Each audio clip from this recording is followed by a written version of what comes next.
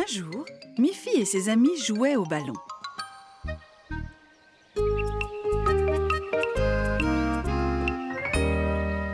Voyons qui peut lancer le ballon le plus haut, dit Miffy. Et elle lança le ballon. Puis, ce fut au tour de Mélanie. Il alla beaucoup plus haut. Agathe essaya aussi. Mais pas si haut que ça. Alors arriva Colette Cochon. « Bonjour les filles !» dit Colette. « Je suis très douée pour lancer le ballon. Je peux essayer ?»« D'accord !» dirent les filles. Agathe dit. « Ça m'étonnerait que tu puisses lancer le ballon plus haut que nous. » Colette lança le ballon. Il alla très haut, mais ne redescendit pas. « Qu'est-ce qui s'est passé ?» dit Colette. « Vous avez vu comme je l'ai lancé haut ? Mais où est-il » Les fillettes se mirent à rire. « Le ballon est resté dans l'arbre, » dit Mélanie. « Tu l'as lancé assez haut pour qu'il reste coincé dans l'arbre. » Heureusement, un coup de vent dégagea le ballon de l'arbre. « D'accord. Maintenant, voyons jusqu'où je peux lancer le ballon. »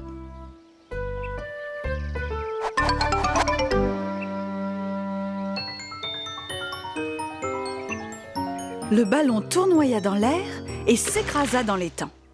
« C'est malin, » dit Colette. « J'ai perdu votre ballon et je ne sais pas nager. »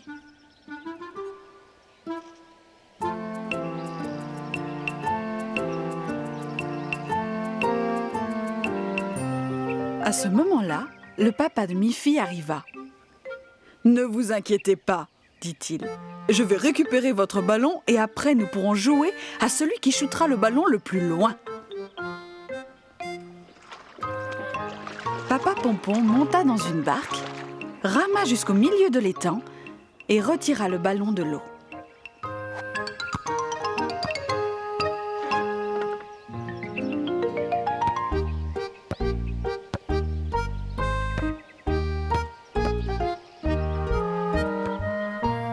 Agathe, voyons jusqu'où tu peux shooter le ballon, dit Papa Pompon.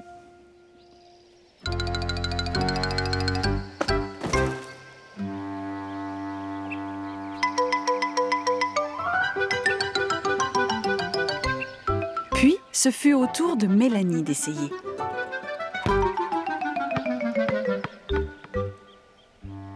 Très bien, dit Papa Pompon. Très joli tir. Maintenant, c'est au tour de Miffy. Bon, jeune fille, dit Papa Pompon, je vais vous montrer comment on doit shooter un ballon.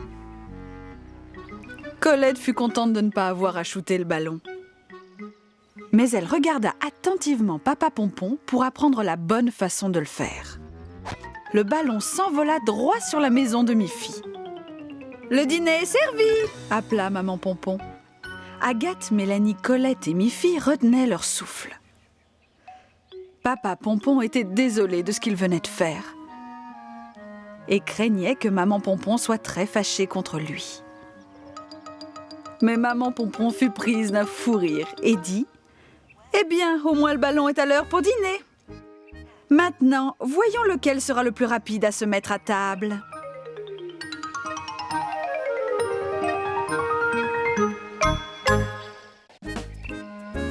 Il faisait très beau ce jour-là. Le soleil brillait, les oiseaux chantaient et les fleurs s'épanouissaient. Miffy pensa. « Ça va être une magnifique journée. »« Maman ?» dit Miffy. « Il fait si beau aujourd'hui. Je peux aller voir Colette Cochon ?»« Oui, Miffy, mais c'est très loin et ta trottinette est cassée. Tu vas devoir marcher. »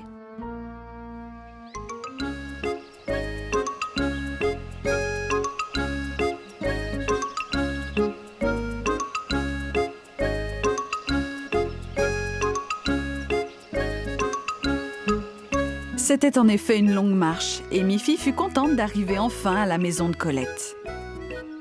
Elle savait que Colette avait toujours de bons biscuits à offrir.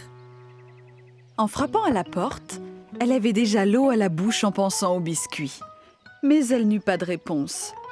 En levant les yeux, elle vit un mot collé sur la porte. Miffy lut le mot. « Je me suis absentée pour aller chez ma nièce. De retour la semaine prochaine. »« Ah bon, Pensa Miffy. que vais-je bien pouvoir faire par une si belle journée ?» Elle reprit le long chemin du retour. «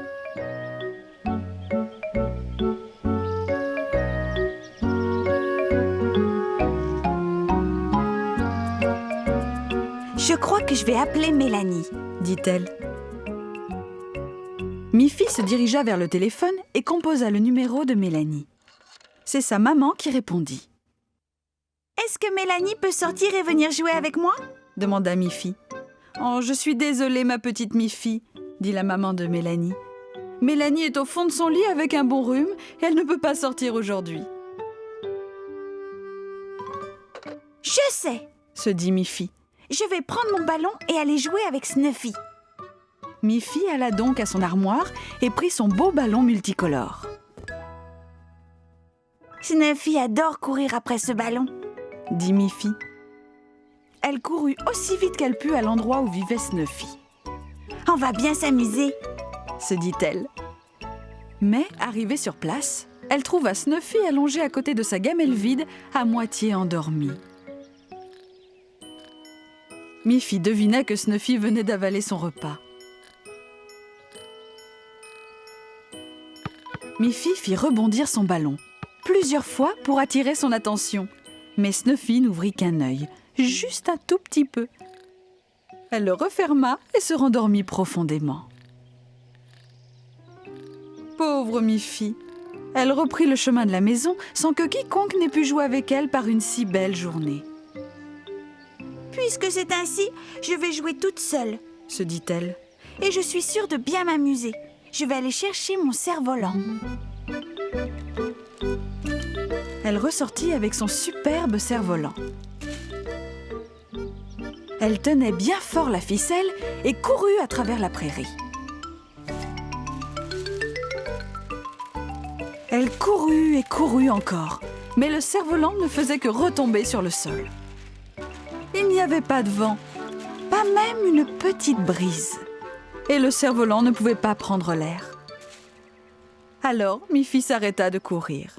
« Cette journée avait si bien commencé, » pensa-t-elle. « Mais après, tout est allé de travers. Je n'ai plus qu'à rentrer chez moi. » Dans sa chambre, Miffy choisit sur l'étagère son livre préféré. « Voilà quelque chose qui ne déçoit jamais, » dit-elle. « Un bon livre. » Miffy sourit en lisant une histoire très amusante. « Formidable !» se dit-elle. Elle n'était pas si mal que ça, cette journée, après tout. Chaque fois que Miffy passait devant la maison de Colette Cochon, elle ne pouvait s'empêcher d'admirer le magnifique pommier planté dans son jardin.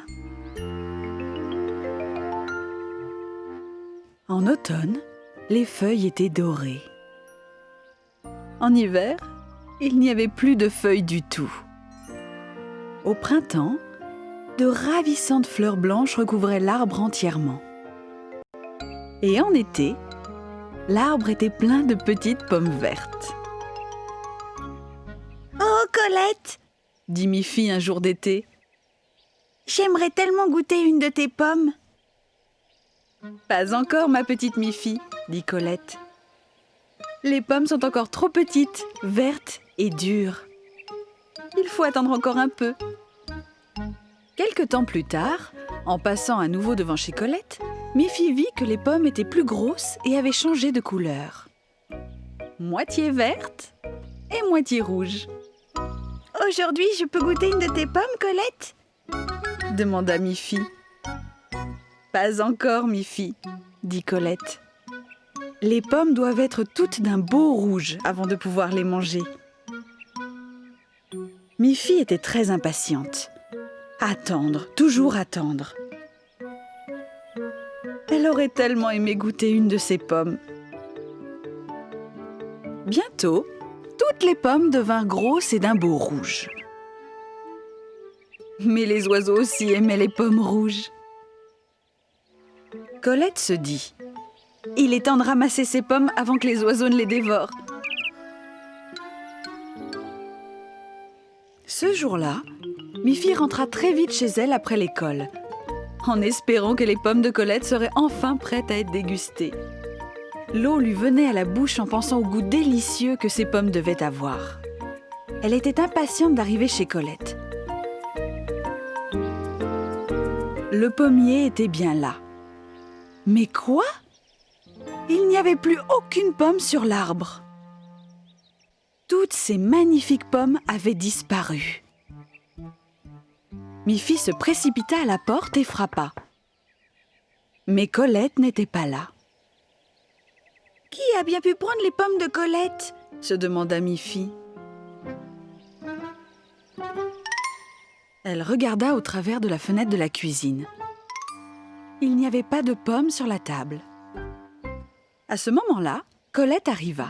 « Oh, Colette !» s'écria Miffy. « Quelqu'un a pris toutes les pommes de ton pommier. Maintenant, je pourrais même pas en goûter une seule. » Colette dit « Je me suis absentée pour aller acheter du lait. Veux-tu entrer et partager un verre de lait avec moi ?» « Avec plaisir, Colette, » dit Miffy. « Mais que vas-tu faire pour les pommes ?»« Eh bien, entrons. J'ai peut-être une surprise pour toi, Miffy. » Elles entrèrent dans la maison. À peine avait-elle ouvert la porte que Miffy sentit une odeur délicieuse. Une bonne odeur appétissante venant du four. Que dirais-tu d'une belle part de gâteau aux pommes pour accompagner ton verre de lait ? Alors, Colette ouvrit le four et sortit un énorme gâteau plein de délicieuses pommes chaudes. Elle posa le gâteau sur la table. Il était superbe et son parfum délicieux. Miffy fut surprise, mais aussi très heureuse. Enfin, elle allait pouvoir déguster ces belles pommes rouges dont elle rêvait.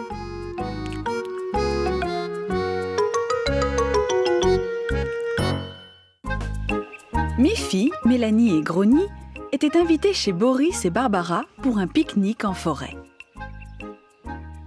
Nos trois petites amies traversèrent la forêt rapidement. Elles avaient toutes les trois très faim. En arrivant, elles virent Boris en train de faire un cercle de pierre sur le sol. Barbara, elle, préparait à manger sur une table basse. « Bonjour Miffy, bonjour Grogny, bonjour Mélanie !» s'écria-t-elle. « Je suis en train de mettre des légumes de notre jardin dans cette marmite. Nous allons manger une délicieuse soupe aux légumes pour déjeuner. » Salut Miffy, salut Grogny, salut Mélanie, dit Boris. Je me prépare à faire cuire la soupe pour notre déjeuner et vous allez m'aider à la faire cuire. Mélanie, tu vas aller dans les bois et me trouver quelques petites brindilles qui aideront à faire démarrer le feu. Grogny, tu peux aller chercher quelques bûches derrière la maison. Elles seront parfaites pour faire cuire la soupe. Barbara ajouta. Et toi, Miffy, tu veux bien m'aider à couper les carottes et les choux pour la soupe ? Ainsi, chacun avait quelque chose à faire.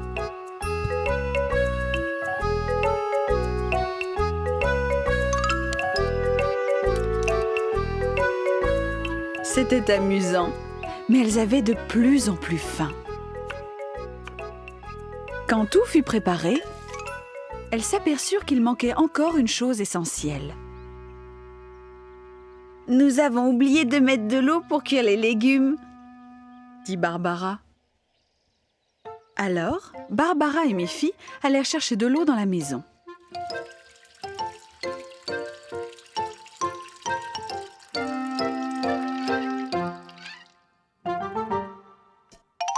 Une fois la marmite remplie, elles la rapportèrent à l'extérieur.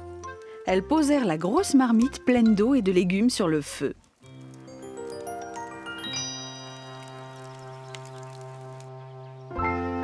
Quelques instants plus tard, un arôme délicieux montait de la marmite. Et tandis que la soupe commençait à bouillir, elles furent sensibles au son mélodieux des bulles. « Ce bouillonnement ressemble à de la musique !» s'écria Miffy. « Oui !» dit Barbara enjouée. « Mais il manque le rythme !»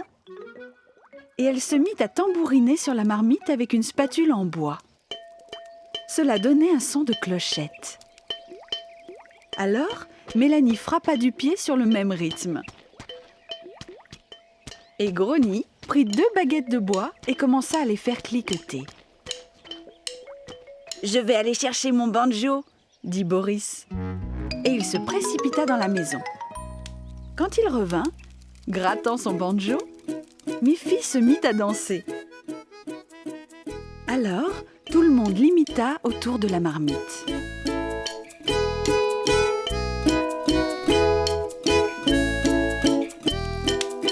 Tapant, cliquetant, grattant, dansant sur la musique.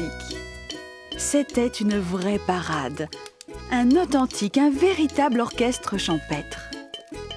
Après avoir tourné plusieurs fois autour de la marmite, la soupe fut enfin prête. La musique et la danse les avaient rendus joyeux et encore plus en appétit. Quand Barbara leur distribua assiettes et cuillères, ils mangèrent leur soupe musicale avec une joie toute particulière. Jamais une soupe ne leur avait paru aussi bonne.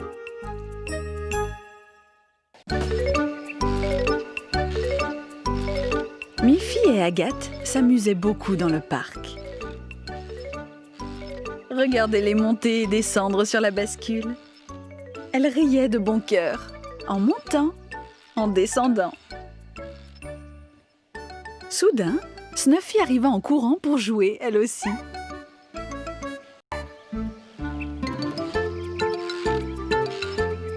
Elle agitait sa petite queue et jappait joyeusement. « Regarde, Miffy !» dit Agathe. « Snuffy voudrait bien monter aussi sur la bascule. »« Non, non !» dit Miffy. « La bascule n'est pas faite pour les chiens, Snuffy. Tu as assez de place pour jouer. Tu risques de tomber si tu montes là-dessus. » Miffy et Agathe en avaient assez de la bascule. Elles se dirigèrent vers le manège.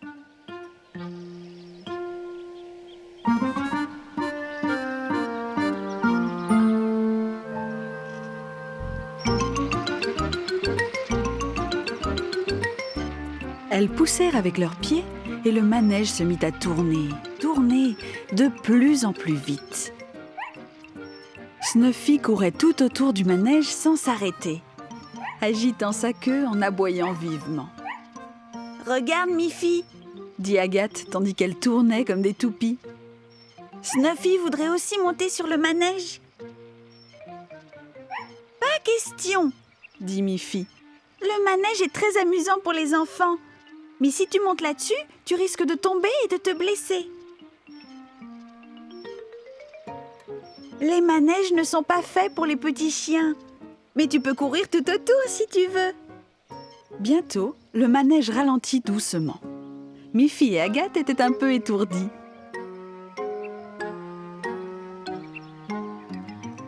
Mais Snuffy voulait encore jouer et elle tenta de grimper au sommet du toboggan. Elle n'arriva pas à tenir l'échelle et elle tomba sur le sol en geignant doucement. « Oh, Snuffy !» dit Miffy. « Est-ce que tu t'es blessé ?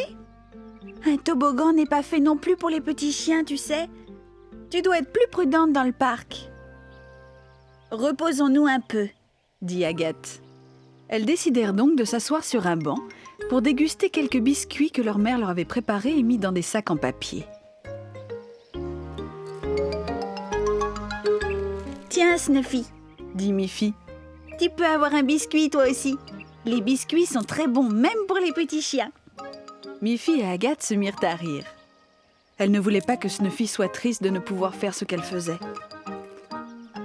« Maintenant, ma petite Snuffy, sois gentille et attends sagement pendant qu'on fait un peu de toboggan, d'accord ? » Miffy grimpa au sommet du toboggan et se laissa glisser en riant joyeusement.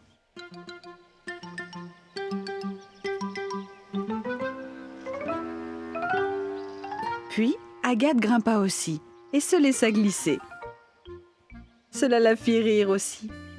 Et tandis qu'elle riait, Snuffy s'élança et grimpa au sommet du toboggan, sans tomber. Non, Snuffy, non! S'écria Miffy. Tu dois être prudente. Les toboggans ne sont pas faits pour les petits chiens. Alors Snuffy fit quelque chose d'incroyable. Elle s'assit et se laissa glisser le long du toboggan et atterrit doucement sur un tapis de sable au pied du toboggan. « Tu as réussi !» s'écria Agathe. « Tu as réussi !» s'écria aussi Miffy. « Tu es vraiment un petit chien très malin, Snuffy !»